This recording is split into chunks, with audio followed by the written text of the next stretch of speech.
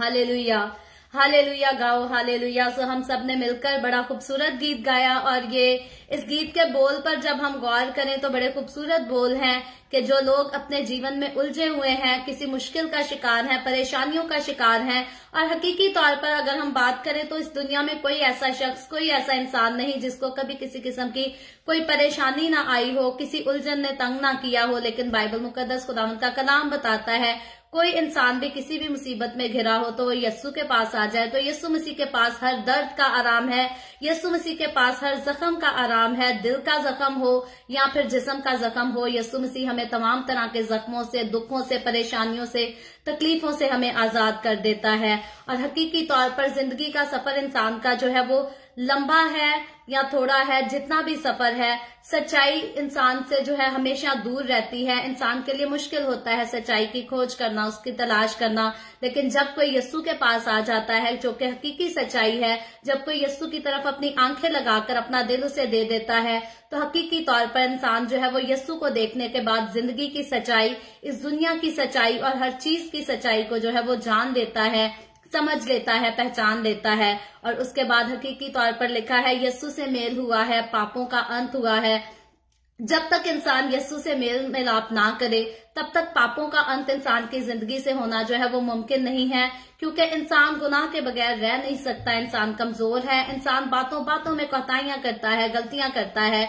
लेकिन जो ही इंसान का मेल यस्सु मसीह के साथ हो जाता है, यस्सु मसीह जो है हमें अब्दी छुटकारा देता है, हमें खलासी दिला देता है, और उसके बाद जो है हम गुनाहों से निकलकर जिंदगी में दाखिल हो जाते हैं, पाकीज़गी से भरी जिंदगी में, क्योंकि यस्सु मसीह पाकीज़गी है। और जो यस्सु के साथ चलता है वो पाकीज़गी में रहता और पाकीज़गी में चलता है, क्योंकि यस्सु के अलावा हम देखें तो कोई भी शख्स, कोई भी इंसान जो है वो कामिल नहीं आया। तो यस्सु मसीह वाहिद ऐसी हस्ती है जो कामिल इंसान और कामिल खुदा है, और उसकी जात में गुनाह शामिल नहीं, उसकी गुनाह में किसी किस्म का कोई ऐब, कोई कोताही शामिल नहीं। यहाँ तक कि जब हमने यस्सु मसीह के सलीबी मंजर को देखा तो उसमें भी हमने देखा कि यस्सु मसीह की जात में किसी किस्म का कोई गुस्सा, गाली गलोच, लालच, लड़ाई झगड़ा, कुछ भी लान तान करना भी यस्सु की जात में शामिल ही नहीं। यस्सु मसीह सलीब पर जख्मों से भरा भी जो है वो माफी की दुआ देता है, इंसान को फिरदौस का दरवाजा खोलकर दिखा देता है और कहता है आज ही तू मेरे साथ फिरदौस में होगा। तो यस्सु की जात में लड़ाई झगड़ा, गाली गलोच, गुस्सा, नाराजगियां, तफिरके, ये सब कुछ हमारे यस्सु मसीह की जात में नहीं और ना हो सकते हैं। वो पाक है और वो चाहता है कि हम भी उसी की तरह जो है वो पाक बने। और आज हम अपनी इबादत के हिस्से में आगे बढ़ते हुए इससे पहले यस्सु मसीह के ताल्लुक से मजीद बात करें, उसके बारे में सीखें। आए हम सब अपने सरों को खुदावंद की हुजूरी में झुकाएंगे और दुआ करेंगे छोटी सी, उसके बाद खुदावंद के कलाम को पढ़ेंगे। ऐ कदूस जिंदा आसमानी बाप, मैं तेरा शुक्र करती हूँ, तेरी तारीफ, तेरी तमजीद, तेरी सिताइश करती हूँ आज के इस खूबसूरत वक्त के लिए जो तूने हमें बख्शा, ताकि हम तेरे कलाम की खूबसूरत बातों को जाने, पहचाने और तेरी हुजूरी में आगे बढ़ सकें। खुदावंद मेरे साथ जितने लोग ऑनलाइन आए हैं, तमाम लोगों पर अपना हाथ बढ़ा, मुझ पर अपना हाथ बढ़ा, हमारे साथ हो, हमारे साथ बोल, हमसे कलाम कर। खुदावंद जब मैं बोलूं तो मेरे मुंह में से कोई लफ्ज भी मेरी मर्जी के मुताबिक नहीं बल्कि तेरी मर्जी से हो। मैं अपना पूरा कंट्रोल रूहुल कुद्स को देती हूँ, तेरे हाथ में देती हूँ। रूह मुझ में से होकर बोले, हम में से हर एक के साथ कलाम करे और हम में से हर एक के लिए तेरा कलाम बाइस से बरकत हो। मसीह यीशु के नाम में ये दुआ मांगती हूँ, आमीन, आमीन। सो खुदावंद के कलाम में से जैसे मैंने जिक्र किया था कल के, हम यीशु मसीह की तदफीन के बारे में सीखेंगे। यीशु मसीह का सलीब पर चढ़ाए जाना, यीशु मसीह के खूबसूरत बोल, दर्द की सूरत में, तकलीफ की सूरत में, हम ऑलरेडी उनको जो है वो कल सीख चुके हैं। हालांकि बहुत सारे मेरे पास पॉइंट्स थे ऐसे जिनको मैं भी डिस्कस करना चाहती थी, लेकिन कल वक्त की कमी थी, तो मैंने अपने फादर ही से कहा कि आप सारा हिस्सा जो है उसको कवर करें। तो बहुत सारे पॉइंट्स थे जो मेरे पास भी थे, दिल में थे, रह गए, कोई बात नहीं। आज मैं कोशिश करूंगी बातों बातों में उनका जिक्र कर सकूं। लेकिन कुछ खास बातें थी यीशु मसीह की इलाही जात के ताल्लुक से जो हमने ऑलरेडी पहले भी 3-4 दिन मैंने रेगुलर बात कही कि अगर यीशु मसीह के मुंह से निकले अल्फाज पर हम गौर करें तो ये बात जो है, इसके बाद कोई और सबूत इंसान को मिलना जो है वो बाकी नहीं रह जाता, किसी और सबूत की कमी नहीं रह जा सकती कि यीशु मसीह सलीब पर जो आला अल्फाज बोलता है, अपने मुंह से कहता है, वो किसी आम इंसान के बस की बात नहीं। और डाकू भी हम देखते हैं, 2 बदकार जो यीशु मसीह के दाएं और बाएं मसलूब किए गए हैं, उनके मुंह से ऐसे अल्फाज क्यों नहीं निकलते? ऐसे अल्फाज सिर्फ यीशु मसीह के ताल्लुक से यीशु मसीह के मुंह से निकलते हैं। और यीशु मसीह अपने मसलूब होने के बारे में हम ये भी देखते हैं कि अपने शागिर्दों को पहले 1 से ज्यादा बार बता चुका था कि मेरा मसलूब होना जरूरी है। और उसके अलावा यीशु मसीह की मसलूबियत की पेशन गोइयां जो है वो यीशु मसीह की पैदाइश से बहुत साल पहले ही जो है वो मुख्तलिफ किस्म के नबियों के वसीला से की जा चुकी थी।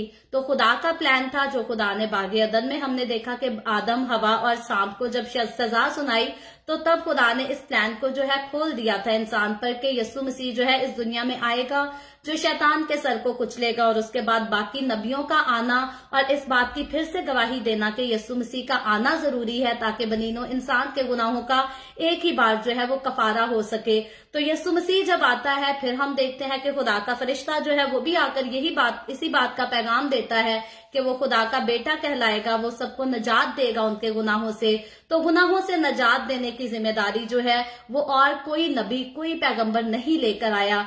नजात की जिम्मेदारी जो है वो सिर्फ और सिर्फ यीशु मसीह लेकर आया। बाकी जितने नबी बाइबल मुकद्दस में हम पढ़ते हैं, जितने रसूल पढ़ते हैं, पैगंबर पढ़ते हैं, वो खुदावन की बरकत थी। वो खुदावन के पैगाम को जो है लोगों तक पहुंचाते थे और हकीकी तौर से वो खुदा के रूह की मदद से जितना कुछ वो कहते थे खुदा के रूह की तहरीक में कहते थे और रूह के बगैर अपने से वो कोई बात नहीं कहते थे। और यही वजह थी जो खुदा के रूह के मदद से बात कहता है उसके मुंह से निकली बात पूरी जरूर होती है। यूं तो बहुत सारे लोग जो है वो नबूवत का दावा करते हैं। आज भी बहुत सारे लोगों ने अपने नाम के साथ प्रॉफिट का टाइटल लगा लिया है और वो कहते हैं कि हम जी प्रॉफिट हैं, हम नबूवत करते हैं। लेकिन होता क्या है, जब वो अपने मुंह से कोई बात कहते हैं और कहते हैं कि ये बात इस वक्त पर इस तरह से पूरी हो जाएगी और हम यूं ही जान जाते हैं कि वो खुदा की तरफ से उनकी नबूवत थी या नहीं। क्योंकि जब वो अपने मुंह से बात कहते हैं और पूरी नहीं होती तो इंसान खुद ही शर्मिंदा हो जाता है, झूठी नबूवत करने वाला। और बाकी लोग भी जानते हैं कि इसने जो अपने मुंह से बात कही थी वो तो पूरी नहीं हुई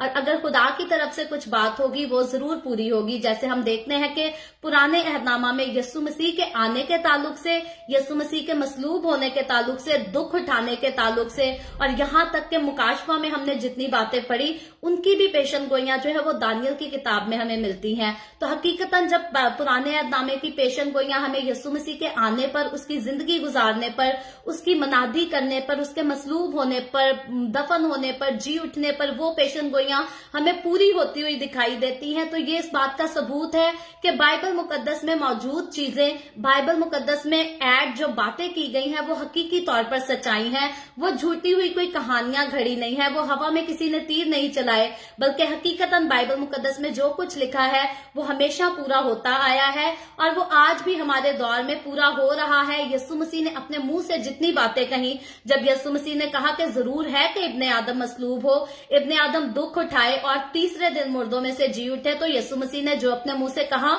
उस बात को यीशु मसीह ने करके दिखाया, साबित करके दिखाया। यीशु मसीह ने कहा मैं मरूंगा, मैं मुर्दों में से जी उठूंगा, यीशु मसीह ने वो करके दिखाया पूरा।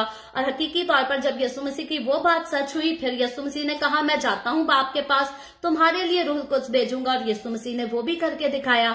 अब यीशु ने कहा वो रूह तुम्हारे अंदर रहेगा, तुम्हारा मददगार होगा, तुम्हारे साथ साथ रहेगा, तुम्हें बताएगा, अच्छी बुरी बातों के बारे में बताएगा। तो जब हम रूह कुद्स का एक्सपीरियंस अपनी जिंदगी में रखते हैं, उसके साथ हमारा जाती रिलेशन होता है, तो यहां से हम जानते हैं कि यीशु मसीह ने ये जो वादा किया ये भी बिल्कुल सच्चा था। मैं अगर रूह से मामूर हूं तो रूह मेरा मददगार है, रूह मेरी मदद करता है, रूह मेरी कमजोरियों में मेरा साथ देता है। अगर मैं किसी गलती में पड़ जाऊं तो रूह मुझे उसमें से छुड़ा लेता है, मुझे बताता है कि मैं गलत हूं और मुझे उस गलती को छोड़ना है। तो हकीकी तौर पर ये बातें सारी डिस्कस करने का मतलब ये है कि यीशु मसीह से पहले जितने नबियों ने यीशु के बारे में जो बातें कही वो सब पूरी हुई और यीशु मसीह ने अपने मुंह से जो बातें कही वो भी पूरी हुई। और आज भी मेरी और आपकी जिंदगी में, हमारे घरानों में वो बातें पूरी हो रही हैं। ऐसी कोई बात यीशु मसीह के मुंह से निकली हुई नहीं जो पूरी ना हुई हो। हम उन सारी बातों के जो है वो तजर्बा रखते हैं, हम उनकी गवाही देते हैं। हम सिर्फ किताबें पढ़ी कहानियां जो है वो दूसरों से उन पर बात नहीं करते,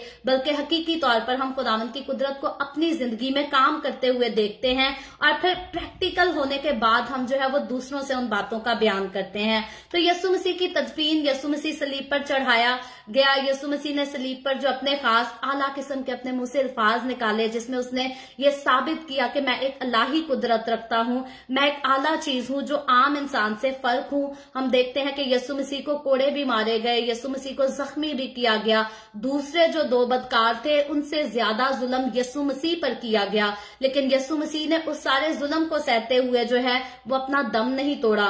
ना तो यीशु मसीह को कोड़ों की मार पड़ने से मौत आई, ना यीशु मसीह को खून बहाने से जब यीशु मसीह की पसली में नेजा मारा गया यीशु को उस वक्त भी मौत नहीं आई, बल्कि यीशु मसीह आला जात थी। इंसान के बस की बात नहीं थी कि उसके जिस्म को नुकसान पहुंचाकर उसकी रूह को उसके जिस्म से निकाल सके। और हम देखते हैं कि आगे जब हवाला पढ़ेंगे तो मैं आज पहले हवाला पढ़ती हूँ और इसके बाद हम बात करते हैं कि यीशु मसीह को जो है वो जान से मारा नहीं गया, यीशु मसीह के जिस्म को दर्द दिया गया, उसको तकलीफ दी गई, लेकिन आखिरी जब हमने फतह का कलमा, आखिरी मिलाप का कलमा पढ़ा था तो उसमें यीशु मसीह खुद अपने मुंह से कहता है कि ऐ बाप, मैं अपनी रूह तेरे हाथों में सौंपता हूँ। तो यीशु मसीह की रूह को उसके जिस्म से जुदा करना इंसान के बस की बात नहीं थी। यीशु मसीह ने खुद अपनी रूह को जो है बाप के हाथों में सौंपा। तो फिर यीशु मसीह जो है एक डेड बॉडी की सूरत में इंसान के सामने नजर आया, मुर्दा हालत में नजर आया। उसके अलावा कोड़ों की मार से यीशु की जान नहीं निकली, पसली में नेजा लगने से यीशु की जान नहीं निकली। हालांकि हम देखते हैं कि इंसान कमजोर है, इंसान के पास दर्द की एक लिमिट है कि वो उस दर्द को सह कर, और अगर वो दर्द ना सह सके तो उसके बाद उसकी जान निकल जाती है। लेकिन यीशु मसीह ने जितना दर्द सहा गतसमनी बाग से लेकर सलीब पर मसलूब होने तक, यीशु मसीह ने खुद अपनी जान, अपनी रूह जो है वो बाप के हवाले की। यीशु मसीह की रूह को उसके जिस्म से जुदा इंसान नहीं कर सके। सो मेरे पास जो हवाला है आज बाइबल मुकद्दस में से, पहले हम यीशु के पहलू को छेदा जाना इसके बारे में पढ़ेंगे। मुकद्दस यूहन्ना रसूल की मार्फत लिखी गई अंजील उसका 19वां बाब और इसकी 31वीं आयत से लेकर 36वीं आयत तक मैं आपके सामने खुदावंद के कलाम को पहले पढ़ूंगी। तो यहाँ यूं लिखा है, बस चूंकि तैयारी का दिन था, यहूदियों ने पिलातूस से दरखास्त की कि उनकी टांगे तोड़ दी जाएं और लाशें उतार ली जाएं ताकि सब्बत के दिन सलीब पर ना रहें। तो अब हम देखते हैं ये सब्बत के दिन से पहले जो है उनकी टांगे तोड़ने की बात की गई और लिखा है क्योंकि वो सब्बत एक खास दिन था, बस सिपाहियों ने आकर पहले और दूसरे शख्स की टांगे तोड़ी जो उसके साथ मसलूब हुए थे। अब ये पहला और दूसरा शख्स कौन है जिनके बारे में लिखा है? ये वही दो डाकू हैं जो यीशु मसीह के दाएं और बाएं मसलूब किए गए। और फिर आगे लिखा है, लेकिन जब उन्होंने यीशु के पास आकर देखा कि वो मर चुका है तो उसकी टांगे ना तोड़ी। तो यानी कि जो दूसरे डाकू थे उनकी टांगे तोड़कर उनको मारा गया, उनकी जान निकाली गई, लेकिन यीशु मसीह उससे पहले जो है अपनी रूह बाप के हवाले कर चुका था, बाप को सौंप चुका था, इसलिए यीशु की टांगे नहीं तोड़ी गई। और फिर लिखा है, मगर उनमें से एक सिपाही ने भाले से उसकी पसली छेदी और फिल फौर उससे खून और पानी बह निकला। फिर लिखा है, जिसने ये देखा है उसी ने गवाही दी है और उसकी गवाही सच्ची है और वो जानता है कि सच कहता है ताकि तुम भी ईमान लाओ। तो यहाँ हम देखते हैं कि यीशु मसीह को इससे पहले उसकी पसली में नेजा छेदा जाता, उसकी पसली को छेदा जाता। यीशु मसीह जो है खुद अपनी रूह बाप के सुपुर्द करता है। सिपाहियों के मारने से यीशु की रूह उसके जिस्म से नहीं जुदा हुई। और लिखा है ये बातें इसलिए हुई कि ये नविश्ता पूरा हो कि उसकी कोई हड्डी ना तोड़ी जाए। तो बर्रे के बारे में ये ऑलरेडी पेशन गोई की गई थी कि बर्रे की हड्डी जो है वो ना तोड़ी जाए, उसकी कोई हड्डी नहीं तोड़ी गई। अक्सरोकात जो है वो लोग यीशु मसीह की जब मसलूबियत का जिक्र करते हैं या हमारे घरों में यीशु की पिक्चर भी बनाई होती है निशान के लिए कि यीशु मसीह के यहाँ कील गाड़े गए थे, तो याद रखें यीशु मसीह को इस जगह पर कील लगाए गए थे, गोश्त के अंदर लगाए गए थे, बर्रे की कोई हड्डी नहीं तोड़ी गई थी। और बाइबल मुकद्दस में यीशु के लिए पेशन गोई भी यही हुई थी कि बर्रे की कोई हड्डी ना तोड़ी जाए। और फिर यीशु मसीह की जब मसलूबियत का जिक्र आता है तो यीशु मसीह की कोई हड्डी जो है वो नहीं तोड़ी गई। यीशु मसीह को मसलूब किया गया, उसके जिस्म को छेदा जरूर गया लेकिन उसकी हड्डी नहीं तोड़ी गई। और उसके बाद जो है यीशु मसीह का सलीब से उतरने का वक्त आता है, यीशु की तदफीन का वक्त आता है। तो उसके लिए हवाला है मेरे पास मुकद्दस मत्ती रसूल की मार्फत लिखी गई अंजील, उसका मेरे पास 27वां बाब है और 57 वर्स से मैं आपके सामने पढ़ूंगी। और आगे कुछ आयतें हमारे पास ज्यादा है, मैं इनको तरतीब से पढ़ती और इन पर बात करती चली जाऊंगी। तो यहाँ यूं लिखा है, मुकद्दस मत्ती रसूल की मार्फत लिखी गई अंजील, उसका 27वां बाब और उसकी 57 वर्स है। सॉरी, मुझे उर्दू की गिनती जो है वो 35 तक आती है, उससे आगे नहीं आती, तो 57 जो है वो है। तो यहाँ लिखा है, जब शाम हुई तो यूसुफ नाम अरमतिया का एक दौलतमंद आदमी आया जो खुद भी यस्सु का शागिर्द था। उसने पिलातूस से जाकर यस्सु की लाश मांगी और पिलातूस ने दे देने का हुक्म दिया। तो यहाँ हम देखते हैं अरमतिया का रहने वाला जो है एक यूसुफ, जिसके बारे में कहा गया है कि वो खुद भी यस्सु मसीह का शागिर्द था, यानी कि वो यस्सु मसीह के साथ चलता था, यस्सु की सुनता था, उस पर यकीन रखता था और उस पर ईमान लेकर आ चुका था।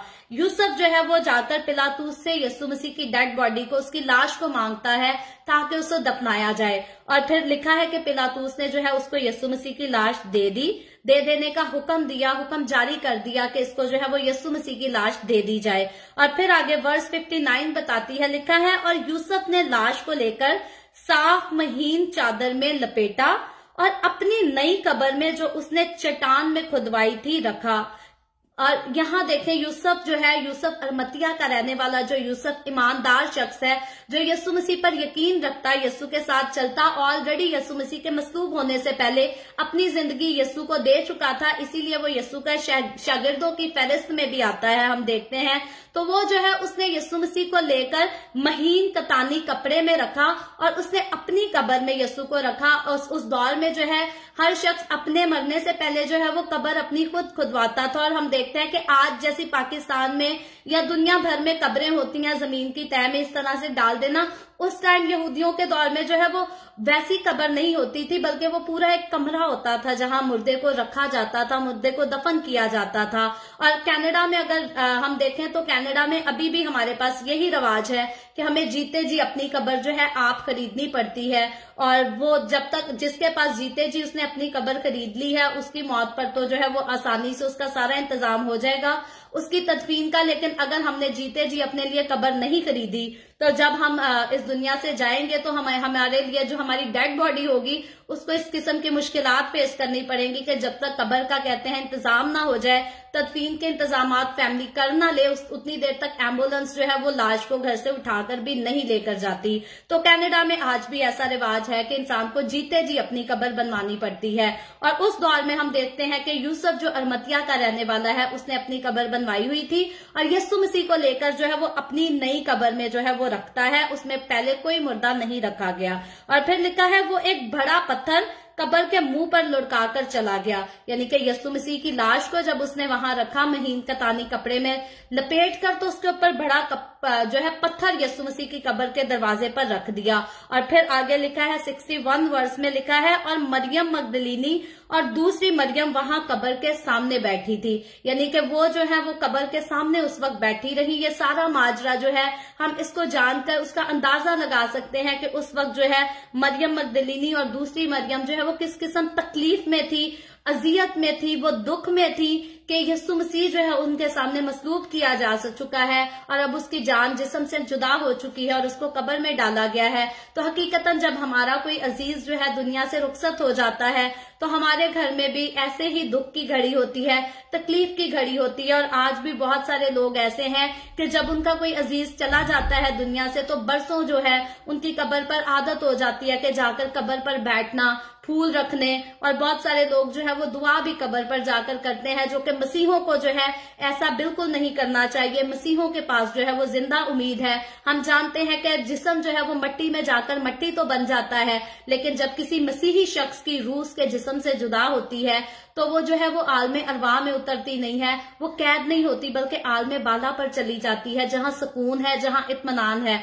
तो मसीहों को बिल्कुल ऐसा नहीं करना चाहिए कि जाकर कब्रों पे बैठें और दुआएं करें, जन्नत की दुआएं मांगे, क्योंकि यस्सु मसीह ने अपने लोगों के साथ पहले ही जन्नत का वादा कर दिया है। जैसे यस्सु मसीह ने डाकू को कहा कि तू आज ही मेरे साथ फिरदौस में होगा, यानी कि जैसे ही तेरी रूह जिस्म से निकलकर जुदा होगी तो तेरी रूह जो है वो फिरदौस में चली जाएगी। यस्सु मसीह ने उधर डाकू से वादा किया, तो वो यस्सु मसीह ने जो डाकू से वादा किया वो वादा मेरे और आपके साथ है। अगर मैं यस्सु मसीह पर ईमान रखती हूँ, फिर मेरी रूह आज मेरे जिस्म से जुदा हो जाए, कल हो जाए या सालों बाद हो जाए, मेरे साथ यस्सु का वादा है कि मेरी रूह जो है वो सीधी फिरदौस में यस्सु के पास जाएगी, आलमे अरवाह में उतरकर कैद नहीं हो जाएगी। तो इसलिए मसीहों के पास जिंदा उम्मीद है। मसीहों को कभी भी जो है वो कब्रों पर नहीं बैठना चाहिए। लेकिन उस दौर की जब हम बात करते हैं तो ये औरतें जो है ये गम में थी, तकलीफ में थी और बहुत दिनों ये कब्र पर नहीं बैठी रही। लेकिन आज भी जैसे दुनियादारी का रवाज है, कोई भी अपने अजीज को कब्र में छोड़ आते हैं, उसके बाद बहुत दिनों तक जो है वो फूल भी लगाते हैं, जाकर कब्र पक्की भी कराते हैं, यानी कि उस जगह को भी इज्जत दी जाती है, एक मुकाम दिया जाता है। और यहाँ हम इन बहनों का भी यही हाल देखते हैं कि वो तकलीफ में थी, दुख में थी और अभी उनका दिल नहीं कर रहा था कि उस कब्र से जो है वो जुदा होकर जाएं। उनकी सारी तवज्जो, सारा ध्यान जो है वो उधर ही था और तकलीफ की हालत में थी। लेकिन आगे चलकर जब हम इसकी 62 आयत पढ़ते हैं, 27 में बात की, तो यूं लिखा है, दूसरे दिन जो तैयारी के बाद दिन था, सरदार काहिनों और फरीसियों ने पिलातूस के पास जमा होकर खुदावंद कर कहा, खुदावंद हमें याद है कि उस धोखेबाज ने जीते जी कहा था, मैं 3 दिन के बाद फिर से जी उठूंगा। तो अब ये जो फक्की फरीसी जिन्होंने यीशु मसीह पर झूठे इल्जामात लगाकर, फतवे लगाकर यीशु को मसलूब तो कर दिया, लेकिन अब उनके दिल से डर नहीं गया। यीशु मसीह के जीते जी, यीशु मसीह की मनादी के दौरान तब भी इनको दुख था, तब भी इनको खौफ था कि यीशु जो है ये सबको अपनी तरफ कर रहा है, सारे यीशु के पीछे चलते हैं, यीशु के पीछे मानते हैं, यीशु के पैरोकार बहुत ज्यादा हो गए हैं। तो यीशु मसीह के मसलूब होने से पहले भी उनको खौफ था। अब जब यीशु मसीह मसलूब हो जाता है, अब फिर स्टिल ये लोग जो हैं ये खौफ में है, फक्की फरीसी। जैसे आज का इंसान भी हम देख लें कि जब किसी को तकलीफ देता है ना, तो वक्ती तौर पर खुशी मना लेता है, दुश्मन के किसी को नुकसान पहुंचा के खुश हो जाता है, उसके दिल की आग एक तरह से जाहिरी तौर पर तो बुझ जाती है, लेकिन अंदरूनी तौर पर उसको कभी भी इत्मीनान महसूस नहीं होता। तो यही उस वक्त कंडीशन जो है ये फकीयों फरीसियों की भी थी। ये यीशु को मसलूब तो करा चुके थे, यीशु की रूह जिस्म से जुदा तो हो चुकी थी, उसको कोड़े भी मरवा चुके थे, सब कुछ हो चुका था, लेकिन फिर भी ये खौफ में थे। और उनको यीशु मसीह की वो बात याद थी, क्योंकि यीशु मसीह ने जीते जी अपने मुंह से ये बात कही थी। वो कहते हैं, हमें याद है कि उस धोखेबाज ने जीते जी कहा था, मैं 3 दिन के बाद जी उठूंगा। तो यानी कि उनको यीशु मसीह की बात याद है कि यीशु मसीह ने अपने मसलूब होने से पहले अपनी जमीनी खिदमत के दौरान कहा था कि जरूर है कि इब्ने आदम दुख उठाए, मसलूब किया जाए और फिर 3 दिन बाद मुर्दों में से जी उठे। और वो इस बात को बाखूबी जानते थे और वो खौफजदा भी थे कि यीशु मसीह ने अपने मुंह से कहा था। अब उनको पता था यीशु मसीह ने जीते जी अपनी खिदमत के दौरान जो है वो मुर्दों को भी जिंदा किया है, अंधों को आंखें दी हैं, लंगड़ों को टांगे दी हैं, कोड़ियों को पाक साफ किया है। और यीशु मसीह के इतने मौजज़ात हैं जो यीशु मसीह ने 3.5 साल की खिदमत के दौरान किए कि उनके लिए कहा जाता है कि अगर पूरे जो है तफसील से एक एक बात को बयान किया जाता तो इस दुनिया में किताबों की गुंजाइश ना रहती। तो यीशु मसीह ने बेशुमार जो है वो मौजज़ात इस दुनिया में अपनी जमीनी खिदमत के दौरान किए। और ये जो फकी फरीसी हैं ये जानते थे, इनकी आंखों देखे वो मौजज़ात थे, ये जानते थे कि यीशु मसीह ने इतना इख्तियार अपना जिताया है और उसको साबित करके दिखाया है। और अब जब वो यीशु को मसलूब तो कर चुके, वो अपनी उस वक्त की आग को बुझा तो चुके कि हमने इसको मार देना है, हमने इसको कत्ल कर देना है, लेकिन अब वो खौफ में है, वो अभी भी खौफ में नजर आते हैं। और उनको ये खौफ है कि ये कहीं जो है फिर से जिंदा ना हो जाए, क्योंकि उसने अपने मुंह से कही थी। और इनको पता है कि जब वो मुर्दे जिंदा करता था तो हकीकी तौर पर जो मुर्दे जिंदा करने का इख्तियार रखता है उसके पास ऐसा इख्तियार भी हो सकता है कि वो खुद मर जाए तो खुद भी जिंदा हो जाएगा। और फिर लिखा है, पस हुक्म दे, फिर ये उसको कहते हैं बादशाह को, बस हुक्म दे के 3रे दिन तक कब्र की निगाहबानी की जाए। अब यीशु मसीह ने 3रे दिन इब्ने आदम के जी उठने की बात कही थी और इसीलिए ये 3रे दिन तक कहते हैं कि कब्र की निगहबानी का जो है वो हुक्म हमें दे दे। कहीं ऐसा ना हो कि उसके शागिर्द आकर उसे चुरा ले जाएं और लोगों से कह दे कि वो मुर्दों में से जी उठा और ये पिछला धोखा जो है वो पहले से बुरा हो। तो अब ये फकी फरीसी जो है ये बादशाह के पास जाकर इस तरह से कहते हैं कि हमें जो है इजाजत दे ताकि हम कब्र पर पहरा बिठाएं, हम उसकी निगहबानी करें, हम उस पर मुहर लगाएं ताकि ये यीशु जो है ऐसा ना हो शागिर्द इसकी लाश को गायब कर दें और फिर से फैला दे कि यीशु मसीह जो है वो जिंदा हो गया है। लेकिन हकीकतन ये यीशु मसीह की कुदरत को जानते थे, इन्होंने देखा था यीशु की कुदरत को, इसीलिए ये खौफजदा थे कि अब यीशु जो है वो फिर से जिंदा ना हो जाए और कब्र पे पहरा बिठाने का इनका मकसद भी यही था। लेकिन आगे लिखा है, फिर 65 वर्ष में लिखा है, पिलातूस ने उनसे कहा, तुम्हारे पास पैरे वाले हैं जाओ, जहां तक तुमसे हो सके उसकी निगहबानी कर लो। तो अब यहाँ हम देखते हैं कि जो पिलातूस है वो यहाँ इनके साथ कोई बहुत अच्छा जो है सलूक नहीं करता, उनकी बात पर कोई वाह नहीं करता, उनको शाबाशी नहीं देता कि बड़ी अच्छी बात कर रहे हो या हो सकता है ऐसा हो भी जाए। पिलातूस जो है वो उनको कहता है तुम्हारे पास पैरे वाले हैं, जाओ जितना कर सकते हो कर लो, जितनी आजमा सकते हो किस्मत आजमा लो और उसकी निगहबानी कर लो। और लिखा है बस वो पहरे वालों के साथ ले गए और पत्थर पर मुहर करके कब्र की निगहबानी की। तो पत्थर पर मुहर जो है उस वक्त की गई।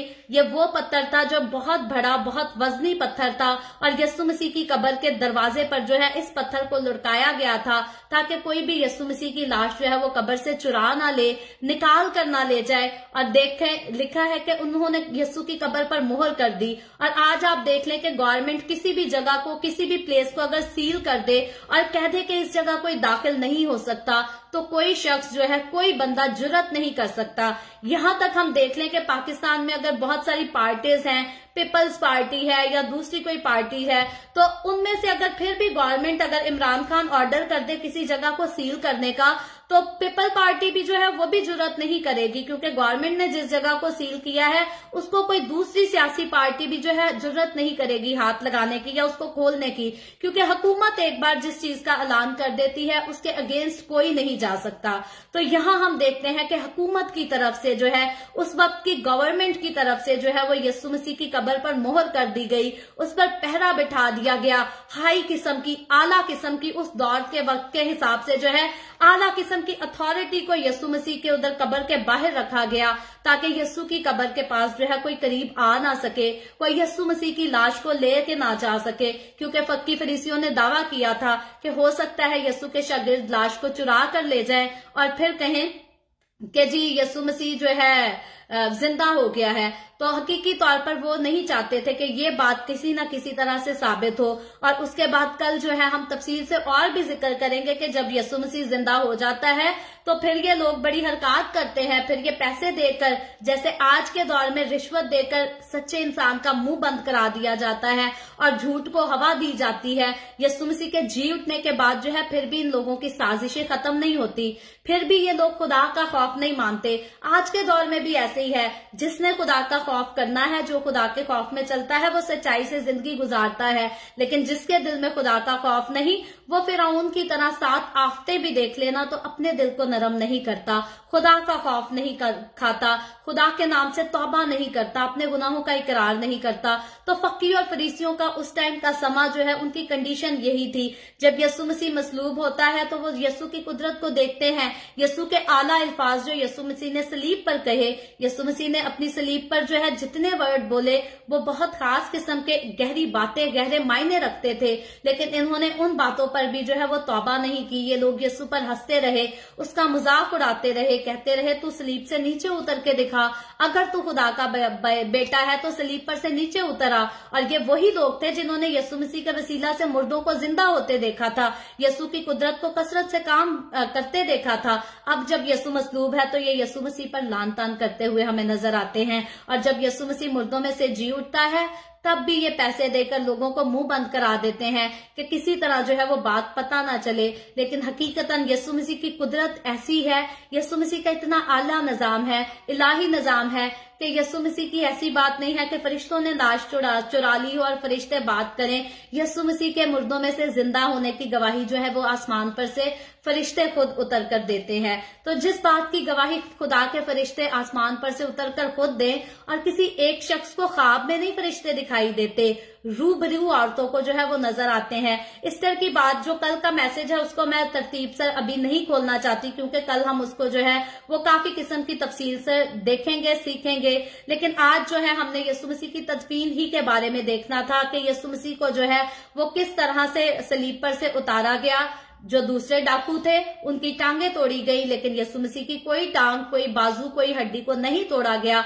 बल्कि हकीकी तौर पर हमने देखा कि यूसुफ जो अरमतिया का रहने वाला, खुदा के खौफ में रहता, खुदा के साथ चलता, यीशु मसीह का शागिर्द था, उसने यीशु की लाश को जो है लेकर उसको महीन कतानी कपड़े में लपेट कर जो है वो अपनी कब्र में रख दिया। वो यस्सु को कब्र उसने दे दी और यस्सु की कब्र वो हो गई। और फिर उस पे जो है पत्थर, भारी पत्थर रखा और गवर्नमेंट ने जो है वहां पर पहरा भी बिठाया ताकि कोई भी जो है यस्सु की लाश को ना चुरा सके। और फिर हमने खास बात इस पर गौर किया कि जिस चीज पर गवर्नमेंट की स्टैंप हो जाए उसको कोई भी इंसान जो है वो चाह कर भी नहीं ले सकता। यहां तक कि कोई दूसरी सियासी पार्टी अगर गवर्नमेंट के अगेंस्ट भी है तो उसको भी कोई अधिकार नहीं, कोई हक नहीं कि वो गवर्नमेंट के अगेंस्ट जाकर गवर्नमेंट की सील की हुई चीज को जो है वो तराशे या कुछ और करे या उसको छेड़ाछाड़ी करे। कोई जो है गवर्नमेंट की सील की हुई चीज के करीब भी नहीं जा सकता, टच भी नहीं कर सकता, क्योंकि जिस चीज को प्रोहिबिटेड गवर्नमेंट करार दे दे इंसान उस तक नहीं पहुंच सकता।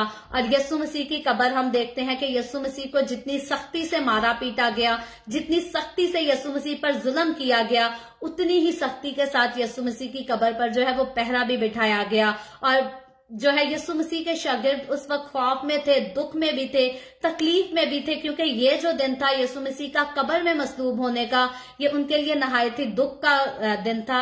ये बिल्कुल ऐसा ही दिन था जैसे हमारे खानदान में अगर किसी की मौत हो जाए तो उसको जब दफन करके आते हैं तो हमारे दिल टूटे होते हैं, आंसुओं से हमारी आंखें भरी होती हैं, हम खाएं पिएं जो मर्जी करें, हमारी आंखों से आंसू बहते हैं, हम उसकी यादों में गुम होते हैं। तो ये जो दिन था यस्सु के शागिर्दों का दिन ऐसा ही था। यस्सु मसीह के शागिर्दों की हालत भी ऐसी थी। मुकद्दसा मरियम की या दूसरी मरियम मगदलीनी की हालत को हम देखें तो वो सारे दुख में थे, गम में थे, लेकिन फक्की फरीसी इस बात के खौफ में थे कि अगला तीसरा दिन जो है वो कहीं यस्सु के जी उठने की खबर तो उनको नहीं सुना देगा। और कल हम जाकर इसको जरूर देखेंगे, आज भी जिक्र कर रहे हैं क्योंकि हकीकी तौर पर हम जानते हैं कि इतने सख्त पहरे के बाद भी यस्सु मसीह जो है वो मुर्दों में से जी उठता है। तो बात सिर्फ ये है कि यस्सु मसीह के जिस्म को तो कब्र में रखा गया था, लेकिन यस्सु की रूह जो है वो किसी इंसान के हवाले नहीं थी। जैसे हमने देखा कि यस्सु मसीह को अजियत दी गई, तकलीफ दी गई, लेकिन यस्सु की रूह के जिस्म से जुदा यस्सु की मर्जी से हुई, इंसान की मर्जी से नहीं हुई। यस्सु ने खुद, आज हम अगर हादसात को देखें तो बहुत सारे एक्सीडेंट से हमारे लोग जो हैं वो जानने वाले मर जाते हैं। कोई बाइक से गिरता है उसी टाइम दम तोड़ देता है क्योंकि उसको इतना दर्द सहना पड़ता है, जो उसका जिस्म जो है वो दर्द को सह नहीं पाता, तो रूह जो है वो जिस्म से जुदा हो जाती है। तो यस्सु मसीह ने बहुत ज्यादा दुख, बहुत ज्यादा तकलीफ सही, लेकिन यस्सु की रूह जो है वो उसके जिस्म से जुदा ना हुई। यस्सु ने यहां तक इकरार किया कि मैं प्यासा हूं, जिसमें यस्सु मसीह को हम देखते हैं कि रूहों की प्यास तो थी। यस्सु मसीह रूहों को तो बचाना चाहता था, लेकिन उस टाइम यस्सु को जो है वो पानी की भी प्यास थी। यस्सु मसीह ने जब कहा तो उन्होंने यस्सु मसीह को क्या पीने के लिए दिया? यस्सु मसीह को सलीब पर जो है वो 2 किस्म की चीजें पीने के लिए दी गई थी, ऑफर की गई थी। एक पितमिली मैं, जिसके साथ जो है वो नशा होता है और कैदियों को दी जाती थी उस दौर में, ताकि कैदी जो है वो उसको पीकर नशे में आ जाए, अपनी तकलीफ को जो है वो महसूस ना कर सके, तकलीफ में ऐसे ही जो है नशे की हालत में दुनिया से चले जाएं। लेकिन हम देखते हैं कि यस्सु मसीह जो मेरे और आपकी खातिर दर्द को सहने आया था, कुर्बान होने आया था, उसने आसानी की मौत को, नशे की हालत की मौत को जो है वो तस्लीम नहीं किया। जब उन्होंने पित मिली मैं यस्सु को पीने के लिए दी तो यस्सु मसीह ने इनकार किया, यस्सु मसीह ने उसे नहीं पिया, क्योंकि यस्सु मसीह मेरे और आपकी खातिर जो दुख दर्द सहने आया था वो सहना चाहता था, और इसीलिए यस्सु मसीह ने उस दर्द को सहा। और अगर यस्सु दर्द ना सहता तो फिर मुझे और आपको, हमें वो अब्दी जिंदगी में दाखिल कभी नहीं कर सकता था। तो मुझे और आपको हमारी अब्दी खलासी, गुनाहों से, दूसरी मौत से अब्दी खलासी करने के लिए यस्सु को जो है वो दुख में से गुजरना, तकलीफ में से गुजरना, दर्द में से गुजरना जो है वो जरूरी था। और जब यस्सु मसीह को सिरका पीने के लिए दिया जाता है तो सिरका जो है वो तजर्बा अगर कोई इंसान करना चाहे तो सिरका इंसान के जिस्म में जाते ही इंसान के अंदर के जिस्म को जो है वो जला देता है। तो यस्सु मसीह को जो है वो सलीब पर पानी नहीं पीने दिया गया, बल्कि यस्सु मसीह को सिरका ऑफर किया गया, पित मिली मैं ऑफर की गई। और यस्सु मसीह जो है उस वक्त इंसानी जिस्म रखता था, वो दर्द सह रहा था, और उसको यकीनी तौर पर जो है वो डिहाइड्रेशन भी थी, क्योंकि खून और पानी यस्सु को ऑलरेडी जिस्म से कसरत के साथ बह रहा था। गत्समनी बाग से अरेस्ट करके जो यस्सु मसीह को मारपीट करनी शुरू की और सलीब पर दम तोड़ने से पहले तक यस्सु को इतना मारा गया, तो हकीकी तौर पर उसके अंदर रूहों की प्यास तो थी, मुझे और आपको बचाने की प्यास तो थी, लेकिन यस्सु मसीह को दूसरी प्यास भी थी। लेकिन हम देखते हैं कि यस्सु मसीह ने दूसरी प्यास को बुझाने के लिए पित्त मिली मैं नहीं पी, नशे में आकर अपनी जान नहीं दी, बल्कि उस दर्द को सहकर जिससे मेरे और आपके गुनाहों का कफारा होना था, यीशु मसीह ने उस दर्द को सहकर फिर अपनी मर्जी से अपनी रूह जो है वो बाप के हवाले कर दी। जब यीशु मसीह ने ये जान लिया कि सारा काम पूरा हुआ, मेरी और आपकी नजात का काम पूरा हुआ, तो तब यीशु मसीह ने अपने खूबसूरत मुंह से अल्फाज निकाले और कहा कि तमाम हुआ। तो यीशु मसीह ने जो है सारा कुछ तमाम कर दिया। शैतान की वो सारी साजिशें जो मुझे और आपको खुदा से दूर रखने के लिए थी, जो मुझे और आपको अब्दी जिंदगी में दाखिल होने के लिए रोकती थी, वो सारी शैतान की साजिशें जो है यीशु मसीह ने सलीब पर उन सबको नाकाम कर दिया, उन सबको शिकस्त दे दी और मुझे और आपको हमें छुड़ा लिया, हमारी अब्दी खलासी करा दी। और कल हमने ये भी जिक्र सुना था कि जब यीशु मसीह जो है वो सलीब पर अपनी जान देता है तो हैकल का बीच का पर्दा जो है वो ऊपर से लेकर नीचे तक जो है वो फट जाता है, जो कि इस बात की अक्कासी करता है कि इंसान की सुलह जो है वो खुदा की तरफ से आई है।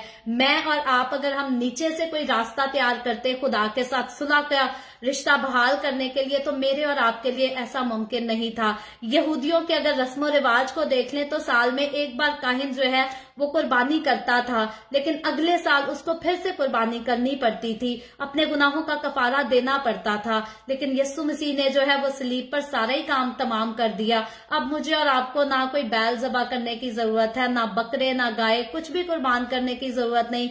यीशु मसीह ने जो है कुर्बानी दी, तो यीशु मसीह की कुर्बानी ऐसे नहीं थी बल्कि जमीन ने भी इस बात की गवाही दी, आंधी भी आई, जलजला भी आया, क्योंकि यीशु मसीह ने जो है वो जान दी थी। यीशु मसीह ने सारा काम इंसान की नजात का, कफारे का काम जो है वो तमाम किया था। इसीलिए यीशु मसीह की सलीबी मौत जो है वो कोई आम बात नहीं थी कि किसी भी आम शख्स को पकड़कर सलीब पर लटका दिया हो, ऐसी बात नहीं। यीशु मसीह के मसलूब होने की गवाही जो है वो दुनिया देती है, जमीन देती है, आसमान देता है, और आसमान पर अंधेरा छा गया। हैकल का पर्दा जो है वो इतना मोटा था, इतना मोटा था, इतना कमजोर नहीं था कि हवा चली और आपस में फट गया या किसी के हाथ लगाने से फट गया। कोई आम इंसान तो उस पर्दे को जाकर टच भी कर नहीं सकता था, हाथ नहीं लगा सकता था। और वो हैकल खुदा के नजदीक जो है वो बड़ी अहमियत रखती थी। वो हैकल खुदा के बताए हुए नक्शे पर बनाई गई थी, कोई मामूली चीज नहीं थी। आज इंसान जो है अपने मोहल्ले में, गलियों में चर्च बिल्डिंग तो तैयार कर लेता है, लेकिन हमारे ये चर्चेस जो है वो उस वक्त की हैकल से जो है ये बिल्कुल डिफरेंट है। वो कोई हैकल मामूली चीज नहीं थी, वो बड़े पैसे के साथ, बड़े साल लगाकर, बड़ी मेहनत से उसको तैयार किया गया था, बनाया गया था। और जो मोटा पर्दा, इतना मोटा पर्दा कि इंसान उसको हाथ से फाड़ नहीं सकता, यहां तक कि इंसान को इजाजत भी नहीं थी कि उस पर्दे को जाकर इंसान टच ही कर सके। तो वो पर्दा जो है वो खुदा की मर्जी से कुदरती तौर पर जो है वो ऊपर से लेकर नीचे तक फट जाता है। और यकीनी तौर पर पाक मकाम के बीच का पर्दा, जहां इंसान को, आम इंसान को जाने की इजाजत ही नहीं, जब वो पर्दा खुदा की मर्जी से अपने आप फट जाता है, तो वो इस बात का सबूत है कि खुदा और इंसान के बीच में सुलह का रिश्ता जो है वो बहाल हो गया है। और ये सुलह का रिश्ता तभी बहाल हुआ जब यीशु मसीह ने कहा तमाम हुआ। यीशु मसीह के कहने से पहले जो है वो कुछ तमाम नहीं हुआ। यीशु मसीह के तमाम होने से, कहने से पहले हम देखते हैं खुदा और इंसान के बीच में जुदाई की दीवार थी, और जैसे ही यीशु कहता है तमाम हुआ, तो वो जुदाई की दीवार जो है वो गिर जाती है, खत्म हो जाती है, और मेरे और आपके गुनाहों का कफारा हो जाता है। तो यीशु मसीह जो है मेरा और आपके गुनाहों का कफारा इस गुड फ्राइडे पर अदा नहीं कर रहा। आज यीशु मसीह कब्र में नहीं दफन हुआ और कल उसने जिंदा नहीं होना, बल्कि 2000 साल पहले यीशु मसीह मसलूब हो चुका है। वो हमारे दुखों की खातिर, हमारी जिंदगी की खातिर दुख सह चुका है, तकलीफ सह चुका है, और वो कब्र में दफन होकर 2000 साल पहले मुर्दों में से जी उठा है। तो अब जब हम गुड फ्राइडे का सीजन मनाएं, जब हम हफ्ते का ये दिन जो यीशु के शागिर्दों ने मायूसी में गुजारा, सोग की हालत में गुजारा, अब जब हमारी जिंदगी में ये दिन आए तो हमें अपने घरों में काले पर्दे लटकाने की कोई जरूरत नहीं है, और हमें अपने जिस्म पर काले कपड़े पहनकर इस दिन में दुख का इजहार करने की जो है वो कोई जरूरत नहीं। बाज़-औक़ात लोग कहते हैं जी हम यीशु के दुखों में शरीक हैं। यीशु के कौन से दुख? यीशु 2 साल पहले वो दुख सह चुका, यीशु 2 साल पहले वो दर्द सह चुका। अब यीशु को दर्द नहीं होती, अब तो यीशु मसीह अपने जलाली बदन में है। यीशु का वो जलाली बदन जिसे यूहन्ना रसूल जो है वो मुकाशफा की किताब उसके पहले बाब में बयान करता है कि उसके पांव तो पीतल की मानंद है, चांदी की मानंद है, उसकी आंखें आग के शोला की मानंद है। तो अब मेरा और आपका यीशु जो है वो गुड फ्राइडे के दिन मसलूब नहीं होता, वो 2000 साल पहले हो चुका था। आज मेरा और आपका यीशु जो है वो कब्र में दफन नहीं है, बल्कि वो जिंदा आसमान पर है, वो हमें देखता है, वो हमारे लिए नजात का काम पूरा करके जा चुका है, नजात का ऐलान करके जा चुका है।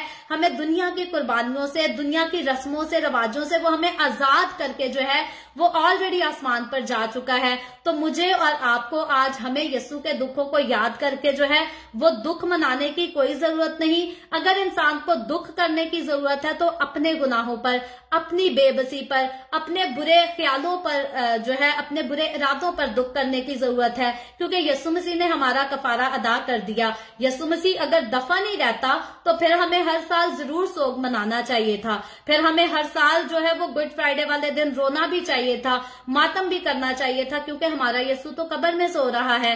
लेकिन जब यीशु मसीह कब्र में सोया ही नहीं रहा, जब यीशु मसीह ने मौत और कब्र दोनों पर फतह पा ली, तो फिर हम किस बात का दुख मनाएं? हम जीते, हम जिंदा यीशु, हम फतहमंद यीशु के लोग हैं। तो जो फतहमंद लोग होते हैं वो कभी भी दुख नहीं करते। हमेशा जीता हुआ इंसान जो है वो तो अपनी जीत के रिवार्ड को पकड़कर, जीती हुई ट्रॉफी को पकड़कर जो है वो खुशी से चिल्लाता है, ऐलान करता है, झूमता है, नाचता है, प्राउड फील करता है कि मैं जीता हूं, मुझे ये ट्रॉफी मिली है। तो मसीही लोग जो है वो यीशु मसीह के कफारे के वसीला से जो है, यीशु मसीह के मौत पर फतह पाने के वसीला से हम जिंदा लोग हैं, हम जीते हुए लोग हैं। जैसे यीशु मसीह ने मौत और कब्र पर फतह पाई है, हम भी अपनी दूसरी मौत पर फतह पा चुके हैं।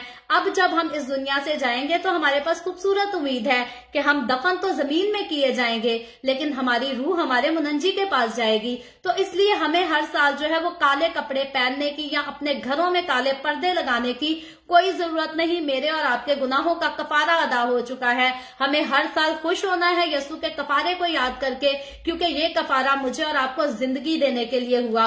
और यीशु ने जो दर्द सही, यीशु मसीह आज उस दर्द में नहीं, यीशु मसीह ने उस दर्द पर, उस तकलीफ पर जो है वो फतह पाई है। और जिस चीज पर फतह पाली गई हो, जिस चीज को जीता जा चुका हो, विन किया जा चुका हो, उस पर किसी किस्म का दुख शोक करने की जरूरत नहीं। और बहुत सारे लोग जो है इस कदर सेंसिटिव सोच रखते हैं कि कहते हैं गुड फ्राइडे वाले दिन जी गोश्त नहीं खाना। तो याद रखें, फतह के दिन, जीत के दिन, कामयाबी के दिन तो इंसान अच्छे अच्छे खाने खाता है। तो अब जब भी आप गुड फ्राइडे मनाएं तो अच्छे दिन को अच्छे से मनाएं, खुशी करें, जश्न करें। गुड फ्राइडे हमारी बहुत बड़ी ईद है और गुड फ्राइडे का दिन, हफ्ते का दिन, ये संडे का जो ईस्टर का दिन है, ये हमारी जीत के, हमारी फतह के दिन है। और हमें कोई जरूरत नहीं कि हम कहें हम यीशु के दुखों में शरीक हैं। जी यीशु दुख में नहीं है। अगर यीशु दुख में होता, अगर यीशु कब्र में सोया होता तो फिर जरूर, फिर हमें दुख में शरीक होना चाहिए था अगर हम यीशु के लोग थे। लेकिन मेरे ख्याल में अगर यीशु कब्र में होता तो उस पर ईमान लाने की हमें जरूरत भी क्या थी। यीशु के ऊपर ईमान लाना जो है वो जिंदगी के ऊपर ईमान लाना है। यूं तो दुनिया में बहुत सारे नबी पैगंबर आए, बहुत सारे मजाहिब हैं, बहुत सारी कौमें, बहुत सारे कबीले हैं, लेकिन जब कब्र खाली की बात आए तो यीशु मसीह की कब्र के अलावा और किसकी कब्र खाली मिलती है? यीशु की कब्र के अलावा और किसी नबी, किसी पैगंबर की जो है वो कब्र नहीं खाली। सिर्फ यीशु मसीह वाहिद एक ऐसी हस्ती है जिसने मौत और कब्र दोनों पर फतह पाई है। और ये यीशु मसीह का अपना प्लान था, जो यीशु मसीह ने, जिस प्लान को यीशु मसीह दुनिया में लेकर आया था, वो प्लान यीशु मसीह ने पूरा किया। और अब यीशु मसीह जो है वो फतह से अपने बाप के दाहिने तरफ बैठा है और फिर से वो जिंदों और मुर्दों का इंसाफ करने आएगा। और फिर बात वही है, जिंदों और मुर्दों का इंसाफ यीशु क्यों करने आएगा? हकीकी तौर पर जिसने मौत और कब्र पर फतह पाई, जिसने कहा कि राह, हक और जिंदगी मैं हूं, कयामत मैं हूं, वही है जो मुर्दों की कयामत वाले दिन जो है इंसाफ करेगा। वही है जिसके आने से मुर्दे जिंदा होंगे, जो खुद मुर्दों में से जी उठा। और जो खुद मुर्दों में से जी नहीं उठा, जो खुद मुर्दों में से जिंदा नहीं हो सका, जो आज भी अपनी कब्र में मौजूद है, वो किसी दूसरे मुर्दे को जिंदा नहीं कर सकता। और ये बात बिल्कुल सच है। जो खुद अभी तक कब्र में दफन है, वो किसी दूसरे का इंसाफ भी नहीं।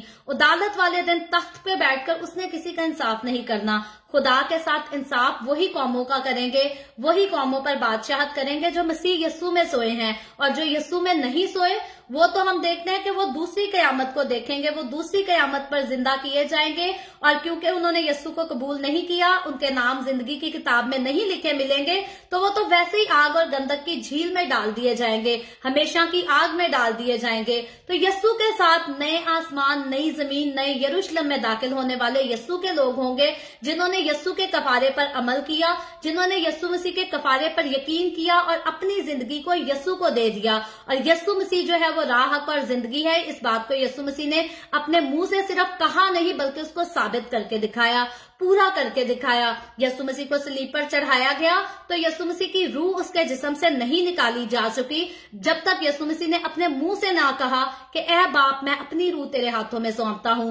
तो यीशु मसीह इस दुनिया में आया तो अपनी मर्जी से आया, इंसान का जिस्म लेकर आया, बाप की मर्जी और अपनी रजामंदी से मेरे और आपके गुनाहों का कफारा देने आया। यीशु मसीह इस दुनिया से गया तो अपनी मर्जी से, अपनी रजामंदी से गया। इंसान की तकलीफ से यीशु मसीह का दम नहीं निकला। यीशु मसीह ने खुद अपनी रूह जो है वो बाप को सौंपी। उसके बाद यीशु मसीह कब्र से जिंदा हुआ तो अपनी कुदरत से यीशु मसीह जो है वो मुर्दों में से जी उठा।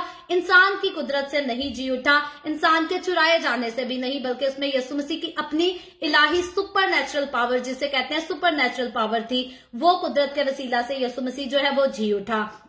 तो राह, हक और जिंदगी जब यीशु मसीह इस बात का दावा करता है तो यीशु मसीह ने इसको साबित करके दिखाया।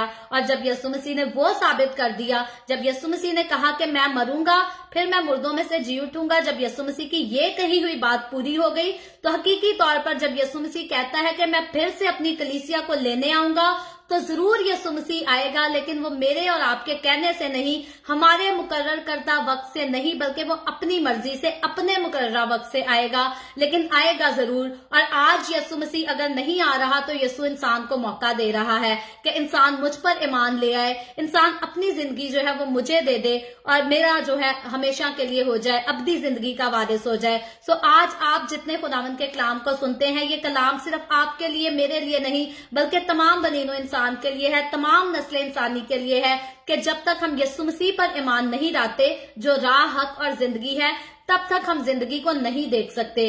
और यीशु मसीह पर ईमान लाने के लिए यीशु मसीह की कई बातों पर जो है वो ईमान लाना जरूरी है। यीशु मसीह ने कहा कि मैं इसीलिए आया हूं कि वो जिंदगी पाएं और कसरत की पाएं। और जब यीशु मसीह ने ये कहा कि मैं जिंदगी देने के लिए आया हूं, कसरत की जिंदगी के लिए, तो हमें यीशु मसीह पर ईमान लाना यही जरूरी है कि यीशु मसीह हमारा निजात दहिंदा होकर इस दुनिया में आया, यीशु मसीह हमारा कफारा देने के लिए आया। और जब हमारा कफारा हो चुका तो अब हमें और कोई कुर्बानी करने की जरूरत नहीं, अब हमें कोई जादू तावीज और हाथ में कोई वो तावीज बांधने की, गले में वो पट्टियां बांधने की हमें कोई जरूरत नहीं। हमारे बच्चे पैदा हो तो हमें उनके सर के नीचे जो है छुरियां ताले रखने की कोई जरूरत नहीं। खुदा के फरिश्ते आसमान पर से उतरते और हमारी मदद करते हैं, क्योंकि हम खुदा के लोग हैं, हम आसमानी लोग हैं, हम यस्सु के लोग हैं। जब हम यस्सु के खून में छुपे होते हैं तो खुदा के फरिश्ते जो हैं हमेशा हमारी प्रोटेक्शन करते हैं। हमें जिन्नों भूतों से डरने की जरूरत नहीं, हमें बदरुओं से डरने की कोई जरूरत नहीं। ये सारी शैतानी तासीरें जो है वो कभी भी हमारे नुकसान नहीं पहुंचा सकती। अभी थोड़े दिनों की बात है, मेरे क्लास फेलो से जो है वो राब्ता हुआ।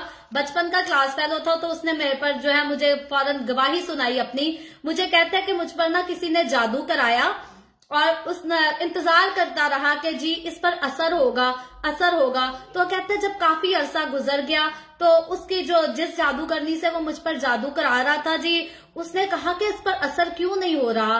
तो फिर क्योंकि ये जादूगरों का जो है ताल्लुक होता है ये शैतानी तसीरों से, अबलीसी तासीरें जो है इनके साथ बोलती भी हैं, बातें भी करती हैं। शैतानी जो चीजें हैं वो भी रियल हैं, शैतानी रूहें जो है वो भी एक हकीकत है। तो उसकी जो जादूगरनी थी जिसने वो जादू सारा दम पड़ा था उसके ऊपर, वो उसको कहती है कि भाई जिस पर तू जादू करा रहा है ना, जब मेरी तासीरें, जब ये रूहें उसके पास जाने लगती हैं तो उसके ऊपर इन्हें आग नजर आती हैं, तो ये उसके करीब नहीं जा पाती। तो हकीकी तौर पर जो यस्सु के खून में छुपा होता है वो उसके ऊपर रूहुल कुद्स की आग लगी होती है, और रूहुल कुद्स की आग जब शैतान को नजर आती है तो शैतान उसके करीब नहीं जा सकता। और ये मसीहों की जिंदगी की खूबसूरती है कि अगर हमारे ऊपर रूह की आग लगी हो, अगर हम यस्सु के खून में प्रोटेक्ट किए गए हों, तो कोई भी शैतानी तासीर, शैतानी फरिश्ते, ना लूसीफर और ना उसके साथ गिराए गए फरिश्ते हमारे करीब नहीं आ सकते। सवाल ही पैदा नहीं होता। जो यस्सु के साथ चलता है, जो यस्सु के खून से धुला है, जिसके ऊपर रूह की आग लगी है, उसको शैतान नहीं छू सकता। तो ये मसीहत में होते हुए, मसीह के साथ चलते हुए हमारे पास हकीकी तौर पर जो है ये रियल टेस्टिमनीज हैं, ये हकीकी टेस्टिमनीज हैं कि लोग हम पर जादू तावीज भी करके देख लेते हैं तो उनको पता चल जाता है कि जिसके ऊपर बर्रे का खून है उसको कोई जादू तावीज भी जो है वो नुकसान नहीं पहुंचा सकता। सो हमेशा मसीह के खून में अपने आप को छुपाए रखें। हमेशा इस बात का ख्याल करें, रूह की आग जो है वो आपके बदन पर, आपकी रूह पर लगी होनी चाहिए, क्योंकि जब ये रूह की आग जलती है तो शैतान इससे दूर भागता है। और यस्सु के लोग जहां चले जाएं, शैतान उनकी मौजूदगी से डरकर उस जगह को छोड़कर भाग जाता है। और मुझे और आपको हमें ऐसे ही बनना है, ना कि हम खुद बदरूहों से डरकर अपने घर में छुपते बैठे, बल्कि बदरूहों को हमसे डरना चाहिए, क्योंकि हम यस्सु के लोग हैं, हम जिंदा यस्सु के लोग हैं जो अपने पास रूह की आग रखता है। और रूह की आग वो अपने पास कुव्वत रखती है, और ये सुपर नेचुरल कुव्वत है। इंसानी सोच, इंसानी समझ इसका जो है वो मुकाबला नहीं कर सकती, इसको समझ भी नहीं सकती अनलेस के खुद उसका एक्सपीरियंस करे। तो खुदावंद के साथ चलते हुए उसकी जिंदगी के जो है खूबसूरत कामों का एक्सपीरियंस करते हुए हमेशा खुदावंद में आगे बढ़ते रहें। खुदावंद आज के कलाम के वसीला से मुझे और आपको जो है वो बहुत बरकत दे। यूं तो यीशु मसीह की तदफीन के बारे में अगर बात की जाए तो और ऐसी बहुत सारी बातें थी जिन पर रोशनी डाली जा सकती थी, लेकिन आज मैंने जो है वो सिर्फ इतने ही पॉइंट्स की तैयारी की थी। लेकिन फ्यूचर में चलकर हम वैसे भी जब पूरी तरतीब से बाइबल मुकद्दस को, क्योंकि हम तो आयत आयत को पढ़ते हैं, तो हम इन पर डिटेल से डिस्कस करते रहेंगे। सो खुदावंद आज के कलाम के वसीला से मुझे और आपको, हम सबको बरकत दे। आए हम सब अपने सरों को खुदावंद की हुजूरी में झुकाएंगे और दुआ करेंगे। और इससे पहले मैं दुआ करूं, आपसे गुजारिश है, आपके पास कोई भी प्रेयर रिक्वेस्ट है तो आप नीचे कमेंट में लिख सकते हैं। आए हम दुआ करेंगे। Hallelujah, hallelujah. प्यार से भरे जिंदा आसमानी बाप, लश्करों के रब है यहोवा यरी, मैं तेरे प्यारे बेटे अपने खुदावंद यीशु मसीह के नाम में तेरे कदमों में आती हूँ, तेरी शुक्रगुजारी करती हूँ, तेरी तारीफ, तेरी तमजीद, तेरी सिताइश करती हूँ आज के इस वक्त के लिए खुदावंद, जो तूने हमें बख्शा ताकि हम तेरे पाक कलाम को सुनकर इससे बरकत हासिल कर सकें, तेरी हुजूरी में आगे बढ़ सकें, ईमान में और ज्यादा मजबूत हो सके। और खुदावंद तेरी इस खूबसूरत कुदरत के लिए, सुपर नेचुरल पावर के लिए तेरी शुक्रगुजारी करते हैं, जो हमेशा से काम करती आई है और आज भी हमारी जिंदगियों में काम करती है। और दुआ करते हैं आइंदा हमारी नस्लों में भी, ये नस्ल दर नस्ल हमारे लोगों में जो है वो काम करती रहे। और खुदावंद में जितने लोग मेरे साथ ऑनलाइन आए हैं तेरे कलाम को सुनने के लिए, इन तमाम लोगों को भी तो अपने हाथों में ले बरकत दे, इनके घरानों को बरकत दे, इन घरानों में, इनकी औलाद में, इनकी नस्ल दर नस्ल तेरे रूह की ये कुदरत जो है वो हमेशा काम करती रहे। खुदावंद जितने लोगों ने इस वीडियो के नीचे कमेंट्स में अपनी अपनी दरखास्तें लिखी हैं, मैं तेरे उन तमाम लोगों की दरखास्तों को तेरे आगे पेश करती हूँ, तुझसे मिन्नत करती हूँ, दरखास्त करती हूँ खुदावंद तो अपने लोगों की दरखास्तों पर कान लगा, उनको कबूल कर, मुस्बत जवाब दे, ताकि तमाम तरह की बीमारियों से, दुखों, तकलीफों, परेशानियों से तेरे लोग आजाद होकर तेरी शुक्रगुजारी करें। जो लोग बिजनेस के मसाइल में खुदावंद फंसे हैं, किसी किस्म के भी मुश्किलात का सामना कर रहे हैं, यीशु के नाम में खुदावंद तो उनको भी रहाई बख्श, आजाद कर, ताकि वो आजाद हो जाएं और खुशी से अपनी जिंदगी गुजार सकें। जिन बहनों के पास औलाद नहीं खुदावंद तो उन पर भी रहम कर और उनको औलाद दे। इसी तरह बाप जो लोग बेरोजगार हैं उन पर भी रहम कर और उनको अच्छे रोजगार मुहैया कर। जबकि कल ईस्टर का दिन है खुदावंद तो सारे मुल्क पाकिस्तान में, बल्कि इंडिया में और दुनिया भर के सारे ममालिक में जहां जहां भी मसीही लोग खुदावंद यीशु तेरे जी उठने की याद में इबादत करें, शुक्रगुजारियां करें, हर जगह तो अपने लोगों की हिफाजत करना, चर्चेज को, घरों को, मसीहों को तो अपने खून में छुपाए रखना, अपनी पनाह में रखना। खुदावंद मुझ पर तो अपना हाथ बढ़ा, बरकत दे, अपने जलाल के लिए, रूहों की नजात के लिए कसरत से इस्तेमाल कर। तेरे तमाम खादमों को, मुकद्दसीन को, पाकलीसियों को, परस्तारों को भी तेरी हुजूरी में खुदावंद मैं याद करती हूँ, उन सब पर भी अपना हाथ बढ़ा, बरकत दे, अपने जलाल के लिए और ज्यादा सबको कसरत से इस्तेमाल कर। बनी इसराइल पर तेरी बरकत, तेरी सलामती हो और हम सब पर भी तेरी बरकत और सलामती हमेशा होती रहे। मसीह यीशु के नाम में ये दुआ मांगती हूँ, आमीन। खुदावंद की सिखाई हुई दुआ में शरीक होंगे। आए हमारे बाप तो जो आसमान पर है, तेरा नाम पाक माना जाए, तेरी बादशाहत आए, तेरी मर्जी जैसे आसमान पर पूरी होती है जमीन पर भी हो। हमारे रोज की रोटी आज हमें दे, जिस तरह हम अपने कर्जदारों को माफ करते हैं तू भी हमारे कर्ज हमें माफ कर। हमें आजमाइश में ना पड़ने दे बल्कि बुराई से बचा, क्योंकि बादशाहत, कुदरत और जलाल हमेशा तेरे ही हैं, आमीन, आमीन। खुदावंद आप सबको बहुत बरकत दे। मेरे साथ हर रोज ऑनलाइन आकर खुदावंद के कलाम को सुनने के लिए आप सबका बहुत ज्यादा शुक्रिया। इस कलाम को जगह जगह शेयर करते रहें ताकि हम सबके वसीला से अंजील की मनादी कसरत से हो सके। और एक खास बात, जो द वे ऑफ हेवन ने आप लोगों के घरों तक गिफ्ट्स पहुंचाने का वादा किया था, मुझे न्यूज मिलना शुरू हो गई है कि लोगों के घरों में जो है ऑलरेडी गिफ्ट पहुंचना शुरू हो चुके हैं। तो मैं जो है थोड़ी देर बाद तस्वीर जो है वो अपलोड करूंगी जहां तक जिस घर में ऑलरेडी गिफ्ट जा चुका है। और मैं आपसे भी गुजारिश करूंगी कि ये एक खूबसूरत सा पोस्टर है जो द वे ऑफ हेवन ने डिजाइन किया है, ताकि ये हमारी द वे ऑफ हेवन की जितनी फैमिलीज हैं उनके घरों में लगा हो और ये इस बात का उनके सामने जो है वो सबूत भी हो कि वो द वे ऑफ हेवन की फैमिली से ताल्लुक रखते हैं, वो खुदावन के घराने से हैं और खुदावन का कलाम उनको दिया गया है जिसको वो हर रोज पढ़ें और अपने आप को खुदावन की हजूरी में जो है वो मजबूत कर सकें। तो जिस फैमिली को ऑलरेडी ये गिफ्ट रिसीव हो चुका है, उन्होंने मुझे पिक्चर जो है वो हाथ में पकड़कर बनाकर भेजी है। मैं उनकी शुक्रगुजार हूं। और जब आप लोगों के घर तक वो गिफ्ट पहुंच जाए तो मैं आपसे भी गुजारिश करती हूं, मुझे अच्छा लगेगा कि अगर आप भी उस पोस्टर को अपने हाथ में पकड़कर उसकी पिक्चर बनाकर जो है वो मुझे भेजेंगे तो the way of haven Facebook page पर ये तस्वीरें जो हैं वो अपलोड की जाएगी। और अगर आप नहीं चाहते कि आपकी तस्वीर पेज पर पोस्ट की जाए तो उसके लिए हमें किसी किस्म की कोई नाराजगी, कोई गिला नहीं, ये सारा आपकी अपनी रजामंदी पर है। अगर आप चाहते हैं तो आप अपनी तस्वीर बनाकर भेज सकते हैं और अगर आप नहीं चाहते तो इसमें कोई प्रॉब्लम नहीं है, हमें इस बात से किसी किस्म की कोई नाराजगी नहीं है।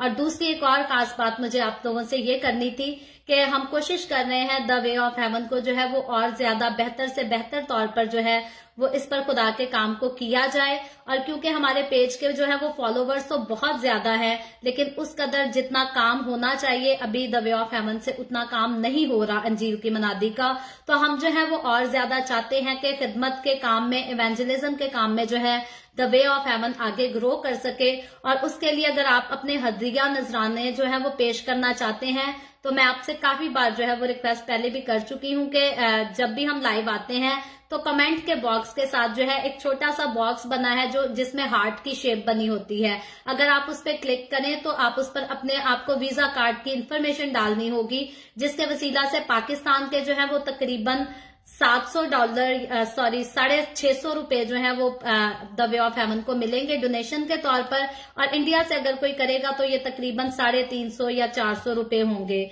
तो अगर आप में से कुछ लोग जो है वो विलिंग रखते हैं, इस काबिल हैं, तो आप जरूर द वे ऑफ हेवन को सपोर्ट करें ताकि हमारा जो इवेंजलिज्म का काम है वो हम चाहते हैं कि ज्यादा से ज्यादा हो सके। हम नहीं चाहते कि हम ये काम जो हमने शुरू किया है 1.5-2 साल हो गए हैं, अब किसी वजह से ये रुक जाए।